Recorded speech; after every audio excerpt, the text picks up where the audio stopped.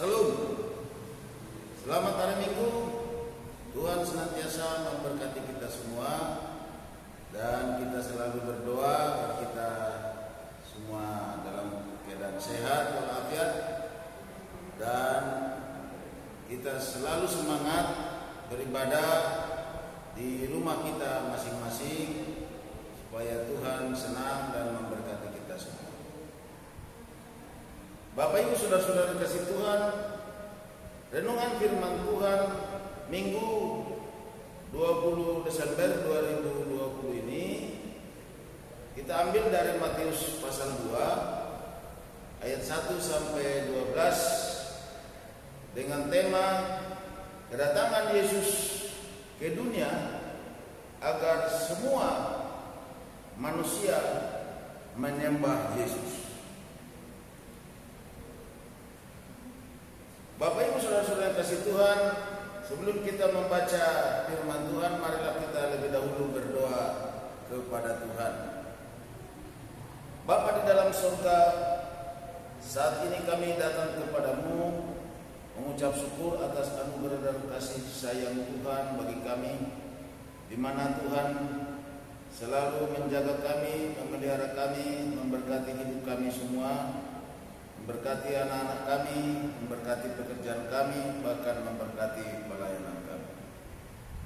Ya Tuhan Bapa dalam surga, saat ini kami mau merenungkan firman-Mu. Tuhanlah yang akan membuka hati kami semua, menanamkan firman-Mu di hati kami agar tumbuh berbuah, dan kami semua ikut serta membesarkan kerajaan-Mu dan memberitakan Yesus adalah Tuhan.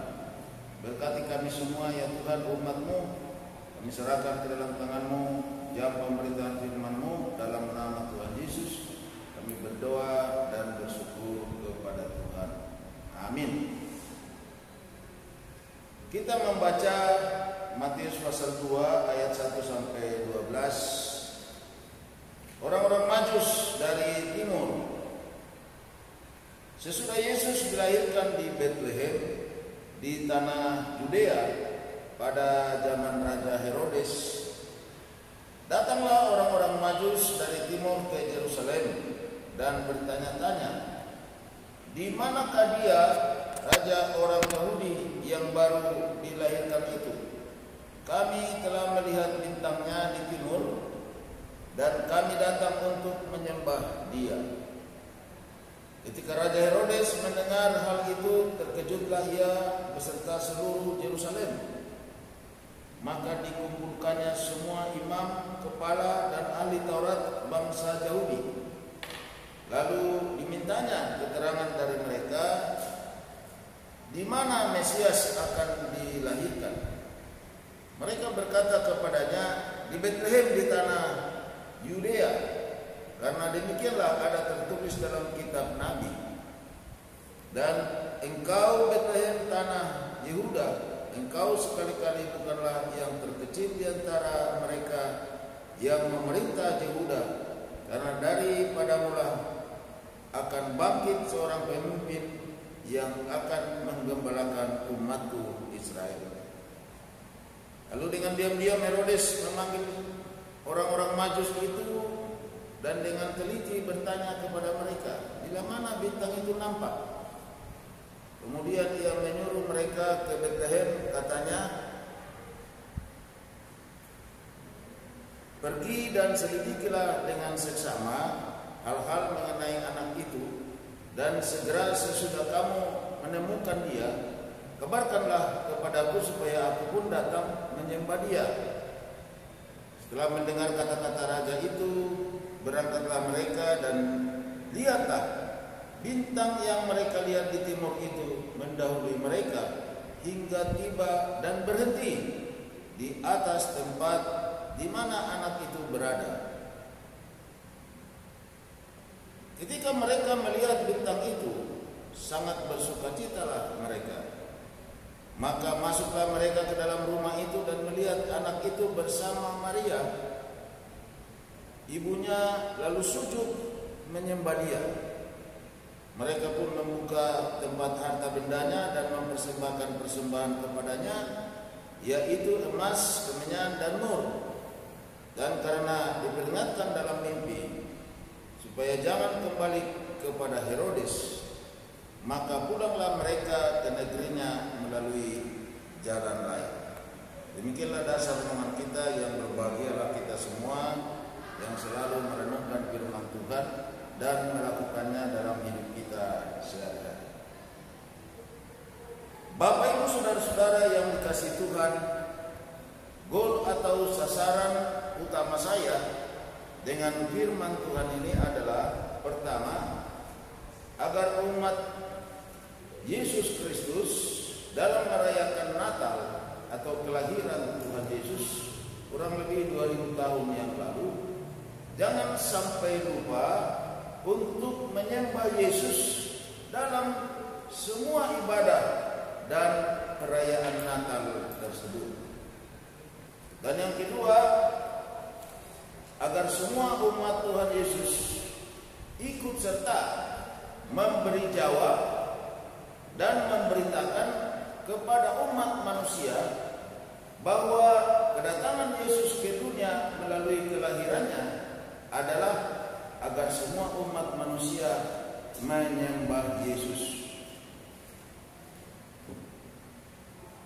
Bapak Ibu, saudara-saudara kasih Tuhan, hikayat Natal menjadi amat sentral bagi semua umat Kristen di dunia ini. Bahkan sedemikian sentralnya sehingga diberi tambahan aksesoris yang sangat berlebihan, baik ornamen-ornamen atau hiasan-hiasan Natal maupun benda-benda yang berhuruf Christmas. Dalam hal ini ada misalnya restoran atau tempat-tempat makanan sampai membuat judul daripada santapan mereka dengan label Christmas, ya. Misalnya Christmas dinner, artinya makanan malam Natal atau makanan waktu saat Natal.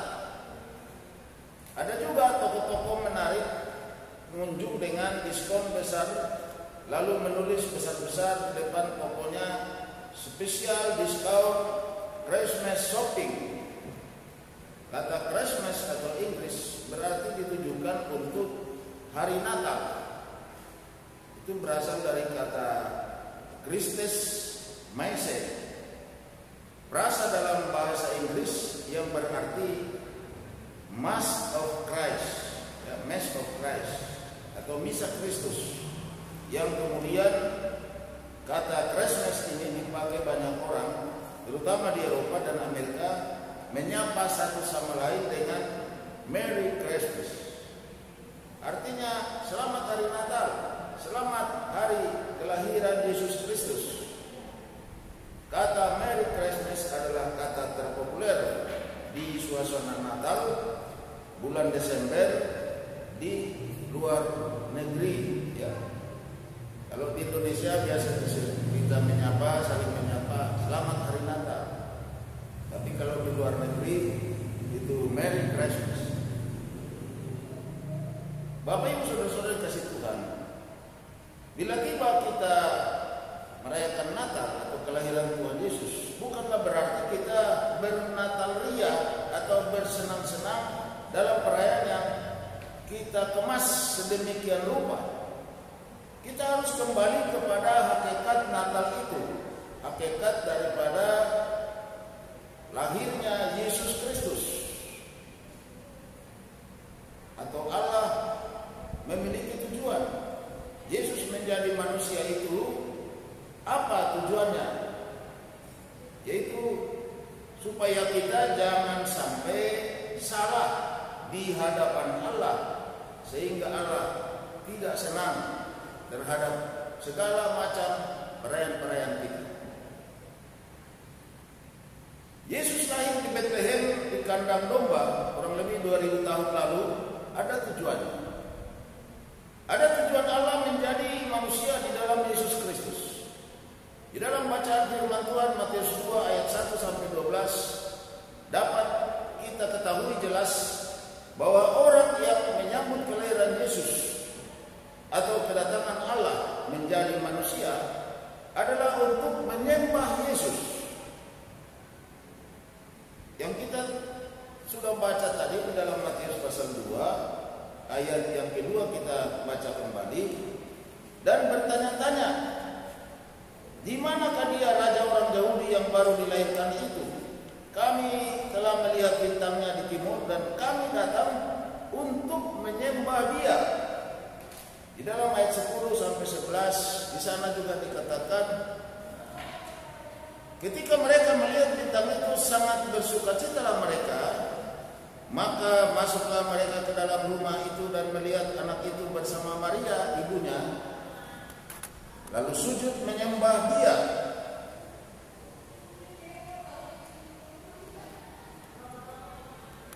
Orang-orang Majus atau raja-raja dari timur, yaitu dari kerajaan Media atau Persia kuno, kerajaan Persia kuno, adalah orang-orang yang dianggap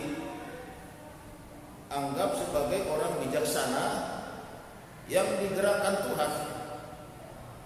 Dan bisa jadi mereka dibuat Tuhan menjadi orang-orang yang mewakili umat manusia sepanjang zaman untuk menyembah Yesus. Jadi bukan hanya pada waktu Yesus lahir, tetapi sebagai perwakilan manusia, mereka dipakai Tuhan bahwa Yesus harus disembah seluruh umat manusia.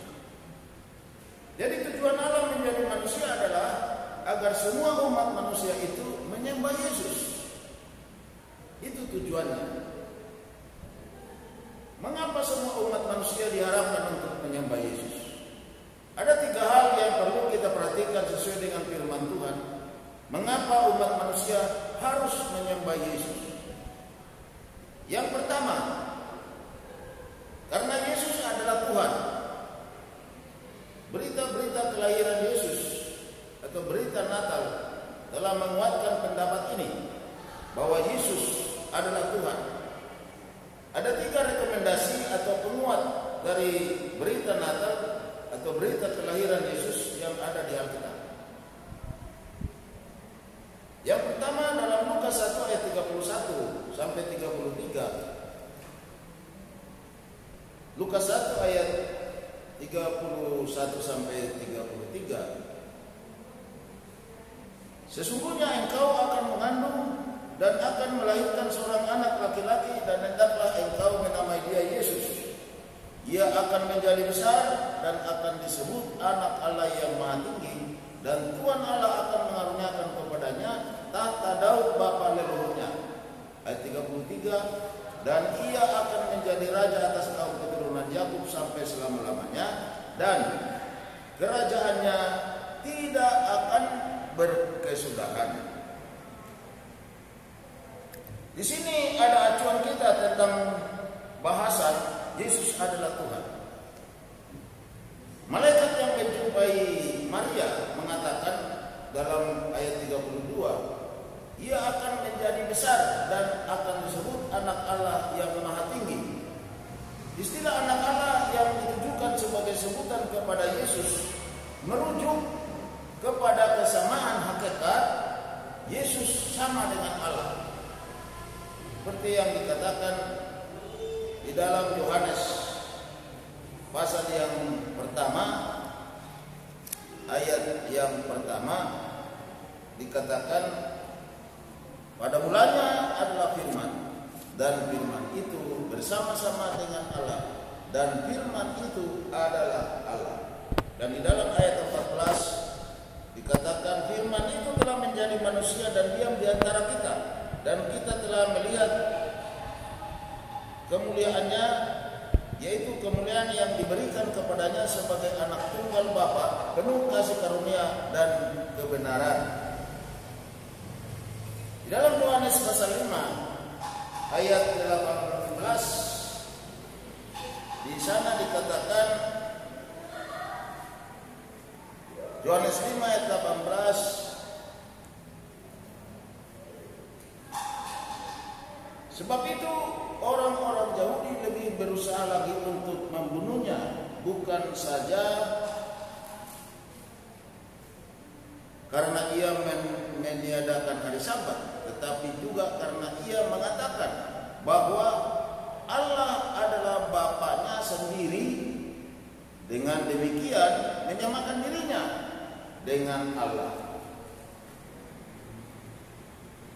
Dan di dalam Yohanes 10 ayat 30 dikatakan, aku dan Bapa adalah satu.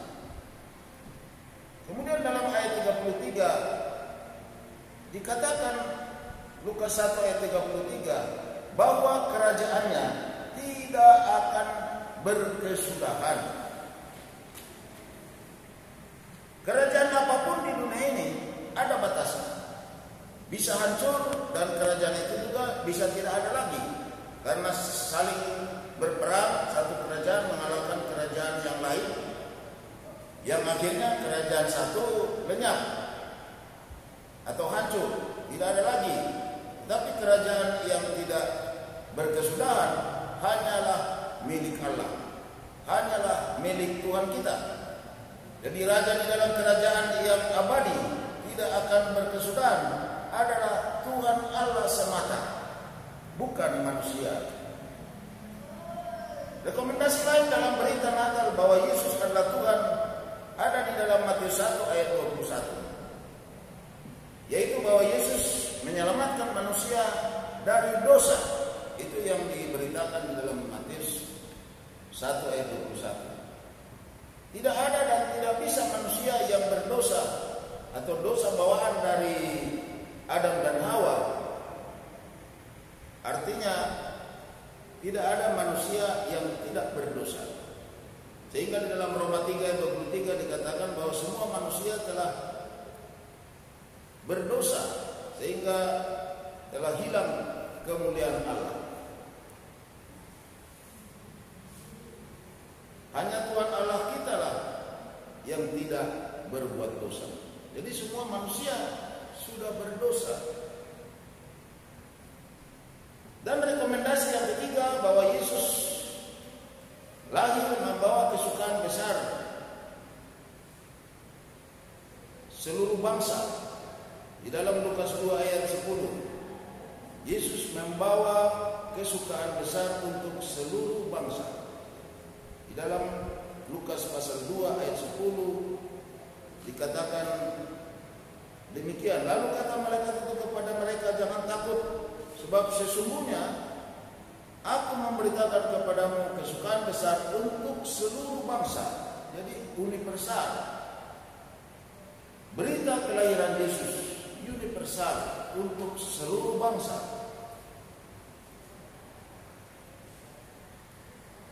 Dan dikatakan di dalam ayat Lukas 2 ayat 8 sampai 13 itu ada bala tentara surga ikut memuji Allah, disaksikan oleh para gembala. Jadi dengan berita Natal di bagian-bagian yang kita lihat dari firman Tuhan tersebut, jelaslah bagi kita bahwa Yesus adalah Tuhan. Kemudian yang kedua, mengapa umat manusia harus menyembah Yesus?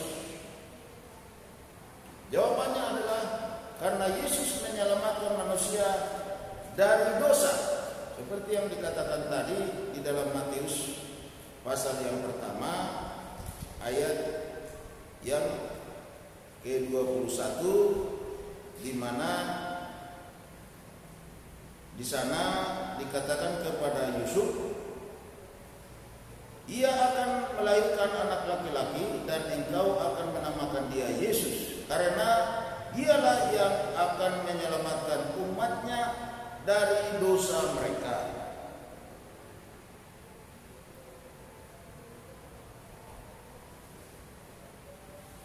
Dalam Roma 3 ayat 23 dikatakan bahwa semua manusia telah berbuat dosa dan telah kehilangan kemuliaan Allah. Oleh sebab itu manusia yang berdosa tersebut harus mengalami kematian atau maut, yaitu kematian kekal. Bukan hanya kematian fisik, tapi ini kematian yang kekal, masuk neraka. Itu kematian yang dimaksud. Tetapi di dalam Yesaya 18 ayat 32, Tuhan tidak menginginkan kematian seseorang, tetapi Tuhan ingin umat manusia itu bertobat supaya dia hidup. Ya, ini kalau kita arahkan lagi yang dimaksud kepada pengertian hidup ini adalah hidup yang kekal. Jadi Tuhan menginginkan manusia ciptaannya memperoleh hidup yang kekal. Dan itu sebab Allah mengaruniakan anaknya yang tunggal, yaitu Yesus Kristus, supaya setiap orang yang percaya kepadanya, kepada Yesus adalah Tuhan, tidak binasa, melainkan beroleh hidup yang kekal. Itu yang dikatakan di dalam Yohanes 3:16. Di dalam Yunani klasik, dosa yang disebut hamartia, yang berarti gagal atau tidak mengenai sasaran. Artinya dengan hidup berdosa, gagal mencapai maksud Allah, di mana Tuhan ingin manusia masuk surga atau hidup yang kekal, seperti dikatakan Yohanes 3:16 tadi. Tetapi karena keberdosaannya, manusia itu gagal untuk masuk ke dalam surga yang kekal. Dan akhirnya dengan hamartia atau dosa ini mengakibatkan kematian yang kekal, kematian di dalam neraka. Itu yang dikatakan dalam Roma 5 ayat 21. Di dalam Roma 5 ayat 21, saya coba bacakan kepada kita. Roma 5 ayat 21. Supaya sama seperti dosa berkuasa dalam alam maut, demikian kasih karunia akan berkuasa oleh kebenaran untuk hidup yang kekal oleh Yesus Kristus Tuhan kita. Bapak Ibu saudara-saudara kasih Tuhan, jadi datangnya Yesus ke dunia ini adalah dalam rangka penyelamatan umat manusia dari hukuman kekal, yaitu hukuman kematian di neraka. Itu lebih tegas. Roma 5 ayat 8-10. Kalau kita membaca di dalam Roma pasal 5 ayat 8 sampai ayat yang ke-10.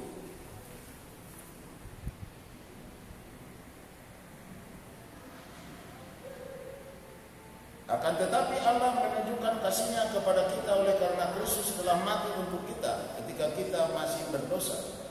Lebih-lebih karena kita sekarang telah dibenarkan oleh darah-Nya, kita pasti akan diselamatkan dari murka Allah. Sebab jikalau kita ketika masih seteru diperdamaikan dengan Allah oleh kematian anaknya, lebih-lebih kita yang sekarang telah diperdamaikan pasti akan diselamatkan oleh hidupnya, hidup daripada Yesus. Dan dikatakan juga di dalam Ibrani pasal 9 ayat 27 sampai 28 demikian. Dan sama seperti manusia ditetapkan untuk mati hanya satu kali saja dan sesudah itu dihakimi, demikian pula Kristus hanya satu kali saja mengorbankan dirinya untuk menanggung dosa banyak orang. Sesudah itu ia akan menyatakan dirinya sekali lagi tanpa menanggung dosa untuk menganugerahkan keselamatan kepada mereka yang menantikan Yesus. Jelaslah sekarang bahwa Yesus datang ke dunia ini untuk menanggung hukuman dosa umat manusia, sehingga yang percaya kepadanya tidak binasa, melainkan beroleh surga, beroleh hidup yang kekal. Dan itu nanti akan terwujud pada waktu kedatangan Yesus yang kedua kali. Jadi kedatangan Yesus ke dunia ini bukan hanya untuk orang Kristen, tetapi orang Kristen itu adalah orang yang sudah percaya kepada Yesus. Jadi kedatangan Yesus ke dunia ini adalah untuk semua umat manusia, sehingga barang siapa yang mau percaya kepadanya bahwa Dia adalah Tuhan, Dia adalah Juru Selamat yang menyelamatkan manusia dari hukuman dosa, dan Dia adalah pemberi hidup yang kekal, maka dia akan diselamatkan. Yang ketiga, mengapa umat manusia harus menyembah Yesus? Karena ketika Yesus lahir, hadir tanda-tanda kebesaran Tuhan Allah di langit, sehingga manusia menyembah Yesus. Kita perhatikan orang-orang Majus. Orang Majus bahasa Yunaninya adalah magoi, artinya ahli-ahli bintang, yang diceritakan dalam Matius 2 ayat 1 sampai 12 yang kita baca tadi. Orang Majus mungkin juga adalah orang-orang Persia, ahli perbintangan, dan ketika mereka melihat ada bintang yang menarik perhatian mereka, dan bintang itu berjalan, sehingga mereka mengikutinya. Dan anehnya, bintang itu berhenti persis di atas di mana Yesus dilahirkan, di suatu kandang domba atau palungan di kota Bethlehem. Orang Majus ini yakin bintang yang mengarahkan mereka berjalan menuju ke tempat Yesus lahir bertanya-tanya tentang adanya raja yang lahir, sehingga Raja Herodes mengumpulkan semua imam kepala dan ahli Taurat bangsa Yahudi untuk mengecek atau meneliti di mana Mesias akan dilahirkan. Dan jawaban mereka adalah Mesias akan dilahirkan di Bethlehem, di tanah Yudea. Karena demikian ada tertulis dalam kitab Nabi, di dalam hal ini kitab Mika pasal 5 ayat yang pertama sampai ke-4. Dikatakan di Mika 1 ayat 1 sampai 4, Raja Mesias dan penyelamatan Israel. Tetapi engkau, hai Bethlehem Efratah, hai yang terkecil di antara kaum-kaum Yehuda, daripadamu akan bangkit bagiku seorang yang akan memerintah Israel, yang permulaannya sudah sejak purbakala, sejak dahulu kala. Sebab itu ia akan membiarkan mereka sampai waktu perempuan yang akan melahirkan telah melahirkan, lalu selebihnya dari saudara-saudaranya akan kembali kepada orang Israel. Maka ia akan bertindak dan akan menggembalakan mereka dalam kekuatan Tuhan, dalam kemegahan nama Tuhan Allahnya. Mereka akan tinggal tetap, sebab sekarang ia menjadi besar sampai ke ujung bumi, dan dia menjadi damai sejahtera. Setelah orang Majus berjalan terus mengikuti bintang itu, dan ketika bintang itu berhenti di atas Yesus lahir di kandang domba itu, orang Majus ini masuk ke dalam dan bertemu dengan Maria, Yusuf serta bayi Yesus yang baru lahir. Kemudian mereka menyembah Yesus dengan muka sujud ke tanah, dan kemudian mereka mempersembahkan emas, kemenyan, dan ungu. Ketika mereka hendak kembali, Tuhan peringatkan mereka dengan mimpi supaya mengambil jalan lain agar terhindar dari Raja Herodes. Ini adalah suatu hal yang tidak dapat dipungkiri, bahwa Tuhan Allah berperan dalam hal bintang berjalan ini. Sama dengan zaman Joshua. Joshua mengatakan agar matahari berhenti di atas Gibeon dan bulan berhenti di atas lembah Ayalon. Itu yang dikatakan di dalam Joshua pasal yang ke-10 ayat 12 sampai 13. Kita baca dulu supaya nanti jangan dipikir saya mengarang-arang.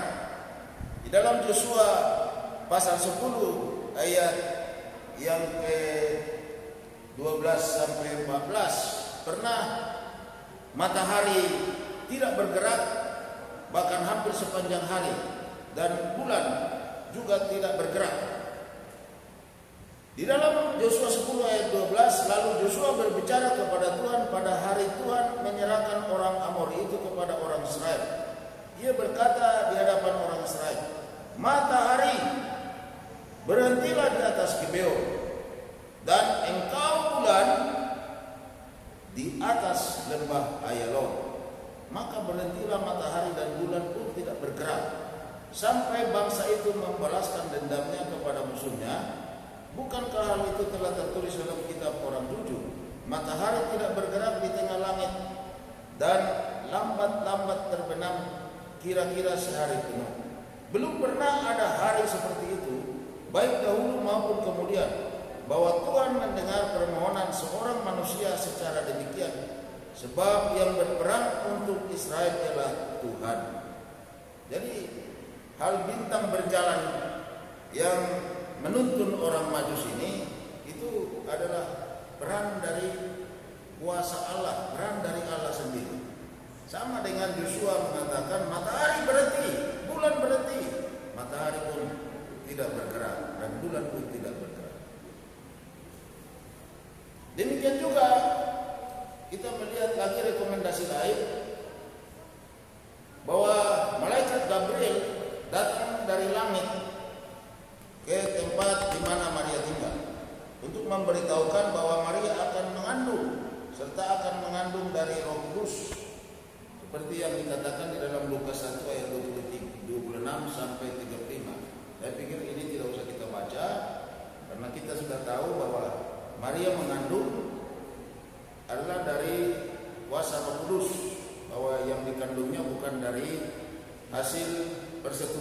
suami istri bukan hasil gen suami dengan gen istri, tetapi dari kuasa Roh Kudus, kuasa Allah, kuasa ilahi. Jadi juga peristiwa bala tentara surga di langit atau di langit Efrata, mereka memuji-muji, memuliakan Allah. Jadi peristiwa-peristiwa yang terjadi di langit ini sungguh suatu hal yang sangat luar biasa. Yang mana ketika Yesus lahir, hal itu semua terjadi. Ini semua adalah ada peran Allah di dalamnya, peran Tuhan kita di dalamnya. Jadi ketika hal itulah sebagai alasan bagi umat manusia untuk menyembah Yesus. Yesus adalah Tuhan. Itulah sebab harus disembah. Dan proses Yesus datang ke dunia ini ditempuh dengan kelahiran Yesus di palungan atau kandang domba di Bethlehem kurang lebih 2000 tahun yang lalu. Bapak Ibu, saudara-saudara yang dikasihi Tuhan, dalam kita merayakan kelahiran Tuhan Yesus, mari kita sembah Yesus. Yesus tidak lagi sebagai bayi waktu lahirnya, tetapi sebagai Raja di Raja, sebagai Tuhan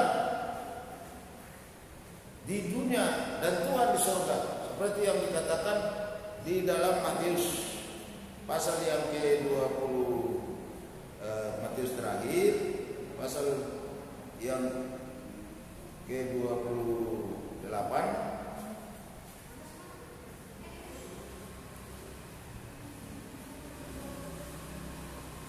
ayat yang ke-18.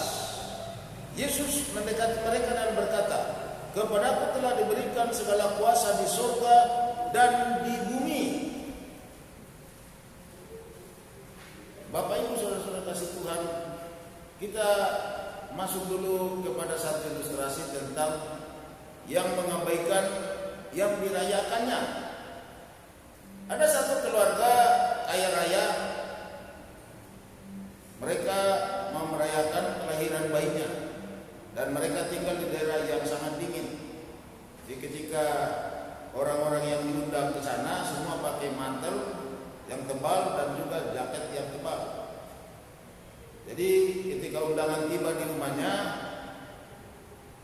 biasanya di satu rumah ketika orang datang, mantelnya ditaruh di mana mereka merasa nyaman, mantelnya atau jasnya atau jubahnya ditaruh ke sana. Lalu kemudian setiap orang membuka jasnya atau mantelnya dan melemparkannya ke satu box. Box itu sebenarnya berisi bayi yang mereka rayakan ini. Lalu semua meletakkan mantelnya di sana atau jasnya, sehingga bayi itu tidak bisa bernapas sampai akhirnya bayi itu meninggal atau mati. Lalu ketika mereka sudah selesai senang-senang, tuan rumah merasa sudah nyaman, tetapi ada orang bertanya, "Mana sih bayinya? Kami mau lihat." Lalu kemudian dicari-cari dan akhirnya ada yang mengatakan, "Oh, itu tadi saya taruh di box." Sesudah mereka lihat, dibukain semua mantel jas ini, rupanya bayi itu ada di sana dan sudah mati. Bapak Ibu saudara-saudara kasih Tuhan, ibadah dan perayaan Natal bukanlah untuk senang-senang. Tetapi dengan ibadah dan perayaan Natal tiap tahun kita rayakan, kita harus memberi jawab kepada dunia bahwa Yesus adalah Tuhan yang harus disembah. Ini suatu pekerjaan atau PR kita umat Kristen. Setiap orang yang merayakan Natal harus tahu ini, bahwa yang lahir 2000 tahun lalu kita harus sembah sepanjang zaman. Dan kita tidak memperlakukan Yesus sebagai bayi zaman dulu itu, tetapi Dia sebagai Raja kita, Raja dunia dan Raja surga, yang sudah dikatakan tadi Matius terakhir ayat 18. Oleh karena itu Bapak Ibu Saudara-saudara kasih Tuhan, mari kita menyembah Dia. Amin. Kita akan mendengarkan satu pujian,